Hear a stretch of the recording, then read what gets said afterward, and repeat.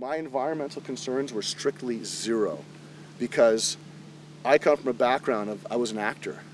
I was an actor in Montreal. I'm the son of an actor, and I was hosting Travel, and I was starring on a TV show called Sirens. So my only concern was like, what's my line and what's for lunch? About 6 years ago, I moved here. I had a huge lawn, and I said to myself, God, there's got to be something other than just mowing lawn every weekend. There's surely something I can do. Started looking on the internet and came across this stuff called permaculture. This is Claude Genest. He lives in Montreal, but I follow him to his country house in Vermont. It's here that he experiments with different types of self-sustaining ecosystems. It's here that he also gives workshops to a growing number of people who are more concerned about what they eat and where it comes from. And this is where he explains to me this growing phenomenon called permaculture. Permaculture is derivative of the words permanent and agriculture, or ultimately for a permanent culture. It's a system of design. Claude explains to me how we can design our own habitats to act more like nature and how easy it is to maintain. There's this mistaken thing that we do where we'll plant a fruit tree right into a lawn. And lawn is the enemy of a young fruit tree. What you gotta do is have all kinds of other plants that will benefit and assist the young fruit tree in growing. All of a sudden the working of the system looks a lot like what you might do in the tropics with like a machete.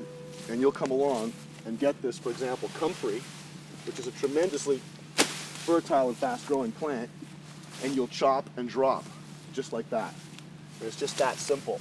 So in other words, instead of going out and making big compost and stuff, this is like the simple cheater's way to do it. This plant will grow back 3 or 4 times in a year. All right?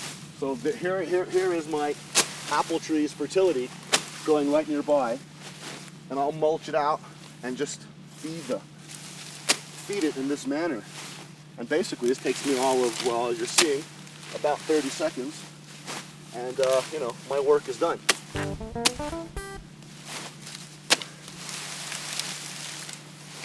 There you have it. Okay, we're feeding that plant. Once you get the trees planted and the things going, it really doesn't require that much input. So that appealed to that side of me. It's off and running and doing its thing. I come in, have a look, yeah, it's good, okay, next. You know, that's the extent of my work here. Claude prefers to be surrounded by dense patches of naturally growing vegetation. Trees in a variety of foliage grow right outside his front door, and all of it is edible, even the flowers.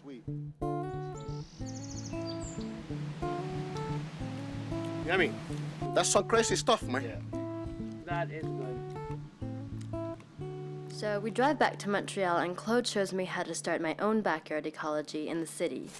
We buy $25 worth of herbs and soil, and everything else we need comes from my trash or recycling box.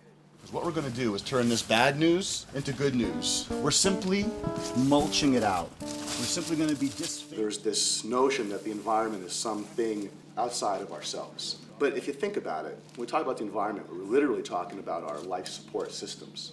So with permaculture, we've come to the basic observation that no culture can survive without a sustainable source of food and a land use ethic. And we have neither a sustainable source of food nor a sustainable land use ethic. We can begin to cultivate ecologies in our own backyards and begin to restore and repair the damage. And you can come in and take leaves, you know, here and there for like every meal, and it'll keep going, right? Right. That's what's so nice about it. Oh, that's This great. makes wonderful tea, Smells stomach good. calming. So whenever time you want to clean up your yard with yard waste,